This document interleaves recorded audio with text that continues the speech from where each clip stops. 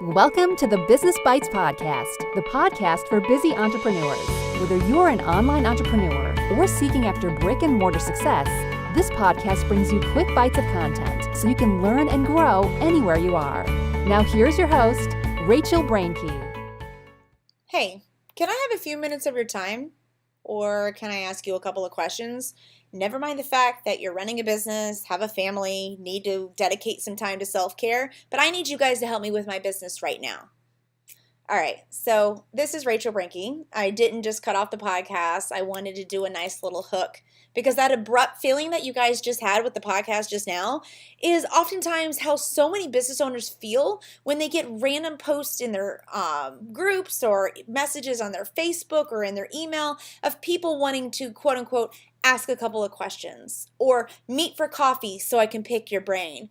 Now, before anyone jumps on me, I'm going to say off the top that yes, we should be giving back to other business owners. Yes, we should help our industries. Yes, we should impart our knowledge. But I also think that there's a point where this becomes so rude and so ungrateful and so just entitled to somebody else's time for free. I especially run into this as a business consultant and a lawyer because what are my main products? Their services. It's my knowledge, right? Even when it comes to being a lawyer running a law firm, the end product of the contracts isn't really what someone's paying for. They're paying for the knowledge of what to put into a contract. So whenever someone reaches out to me and wants to pick my brain or just ask me a couple of questions, even though I have a huge disclaimer on my Facebook profile that says, I don't answer business private messages, you need to email me so it goes through the proper channels. Oftentimes this is just ignored and people just want to ask questions, and I get it. You're yearning to reach out to someone that you've connected to in a Facebook group. I love that. I love that you trust that you want to talk to me. But I also want you guys to consider this a little bit. Whenever you reach out to somebody and you're asking for a little bit of their time, think about that you're probably not the only person doing that. It's just simple math here. I get thousands of notifications a day. I get tons of personal messages a day of people pulling me in 500 directions. Let's just say, for the example of this mathematical formula, that I get 5 people a day who want just 10 minutes of my time. 5 people in 10 minutes is 50 minutes. As it is, we all only get 24 hours in a day, right? But that's assuming we only talk for 10 minutes. Oftentimes, quick phone calls and emails end up creeping into 20, 30, maybe an hour. And this is also why I strongly suggest that you guys have everything scheduled out, like I've talked in other podcasts, but so that you're able to stick to a schedule. But it's hard doing the math on this. 5 people a day times 5 times a week times 10 minutes. How many minutes is that taking away out of your week? That's not taking out minutes. That's taking out hours, which then can cut into time that you could have used for self-care, for you to further and educate yourself to grow. Maybe you wanted to listen to a couple episodes of the Business Bites to help advance your business. It's time that you could have spent to administrative tasks, catching up on a to-do list, or maybe just sitting on the couch and relaxing with your family. So this podcast is 100% encouraging to those that are getting these messages all the time. You're not alone. And don't feel bad if you have to ignore them or you have to respond and say, hey, if you want to reach out and talk to me, here's my consulting amounts. Now, yes, I hope you guys are doing some give back opportunities. And that's why even though I sell consulting times and we have paid meeting times, I still will do free speaking events or donate to different organizations to be able to help other entrepreneurs learn. But this podcast, those that are listening, those that are sending these messages, please understand that while it's flattering to receive these, it becomes exhausting because then it is putting guilt on those that don't have the time to respond. It is also showing a demonstration, whether you realize it or not, of the lack of value that you may have for this business consultant or lawyer or CPAs or coach, insert any other title. It's showing a lack of value for the knowledge and services that they sell because you're essentially asking it for free. It's like you walking into a restaurant and sitting down and saying, hey, can I just have 2 mozzarella sticks instead of the 8 that come? And not having any offer of payment or any interest in showing that you plan on staying for a whole meal. That's exactly what it looks like and feels like when you're sending out these mass solicitations of asking people to help you. Now, I struggle with doing this podcast because I don't really know if I'll ever drop this link into groups or to respond to someone with this, because I never want to hurt someone's feelings, especially if they've taken this big step just to reach out and ask for help. But at the same time, I need to stand up, and maybe this is the way I do it. Maybe I won't even publish this episode at all.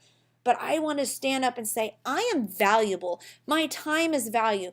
Please, fellow entrepreneurs, can you see that too? And you know what's funny is if I have someone that comes to me and 100% is like, I want to pay you for your time, I want to do this and do that, I'll end up going to the ends of the earth more and more to try to help. Maybe you book an hour and we end up talking for 2. Why is that? Because then I see that you demonstrate a value in me, because I want to pour back into you. It doesn't feel like you're just trying to use and take, right? Sure, the math may not work on that, and there'll be some critics that decide to email me should I publish this episode saying, well, you gave us this whole math problem, then you're talking about giving away time. But it's not even just about the time. It's about the value and the entitlement that's attached to these requests and these inquiries. So let's shift gears here a little bit now that I've laid this all out. If you're somebody that is seeking information from somebody else and you want help because you've connected with this person online, you love their brand, you love what they're doing, you love what they represent, and you want to learn from them, how can you reach out to them and get to know them on a personal level? How can you reach out and get this information from them? Well, I've kind of already said it.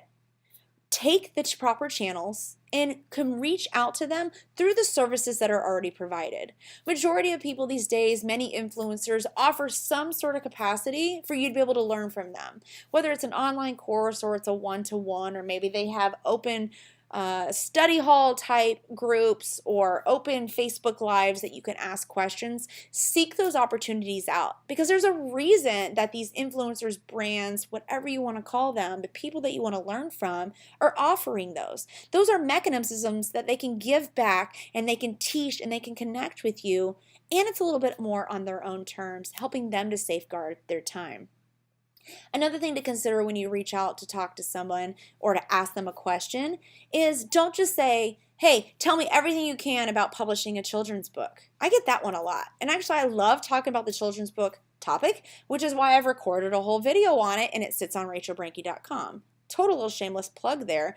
But my point of saying that is, I get those questions a lot, so I provided a resource to be able to answer that. And then after that, we can connect one-to-one. By coming to someone who already has an existing resource that tells you, in this very general question that you provided, a big high-level view of what you need to know, that may answer a lot of your questions for you. And by going through that resource that's already out there, by the person that's received a lot of these questions, that has created this resource for you, they're able to focus, when you do get one-to-one, on more of those specific nuanced questions that you have. So the next step, like I just outlined, would be to look for the resources that are available. Look at your questions that you're asking. Is it too general or is it very narrow? How is it that you're going to approach and ask this person to freely give of their time, but make it so that it's beneficial for them as well? If someone emails me and they have very specific questions, I can very specifically answer them and help you get going on your way. And I'm not going to go through the whole fanfare of sending you down to my consultancy page. But if you send me a general question that says, tell me everything about running an online business, man, I'd be there all day. I would never get anything else done, and I would not be able to do the stuff that makes money to feed my 5 kids. Okay? Respect and time, and make sure that your questions that you're answering are very specific, or look for the resources, because many times a lot of us already have this existing for you. Switching back gears, to those that may feel like I'm feeling, who feel like I'm being pulled from all directions, being asked to freely all the time, it's okay. You're not the only one. Know that you are in good company. Don't feel discouraged, and feel empowered and excited that people want you for you, right? So I always remind myself that I would rather have these messages coming at me than not at all.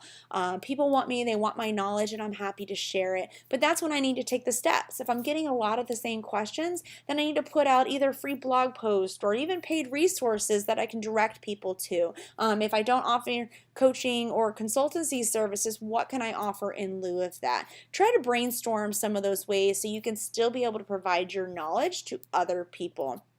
If you guys go back to episode 51, which is right before this at rachelbranke.com/EPI51, I actually talked with Sarissa Carlson of the Sparkle Society about adding teaching to part of your business for diversification of income streams. And she works very specifically in the photography industry. But we talked extensively in the podcast about teaching others and the ways that you can do that. So if you need tips on how to teach, and I don't necessarily mean creating a course, it can be offering consultant services, creating a course, creating a book, a blog post, social media post, Facebook Live, hop over to episode 51 and you guys can get some tips on how to help you with that. So I hope you guys understand that this episode is coming from a good place of my heart.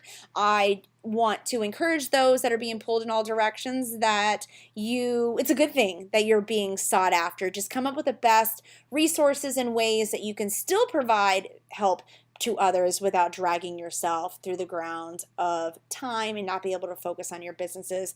And for those of you that are seeking information, please keep seeking. Please don't let this episode dissuade you in any capacity. Just make sure that you're doing it with the right heart in the right place, respect other people's times, and just develop a personal relationship. I'm more than happy to sit down with people locally or even online that I also have a personal relationship with, and it just doesn't feel one-sided. Remember, I have a cup that also needs filled, just like you're wanting your cup filled. So if we fill one another's, then we're able to work better together in all of our industries, and knowledge are elevated, and we all have a higher potential for success.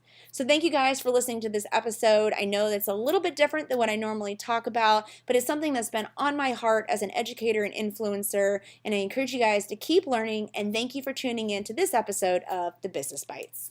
Thanks for joining Rachel on this episode of The Business Bites. For show notes, a list of recommended tools, or referenced episodes, you can find them at businessbitespodcast.com. Until next time.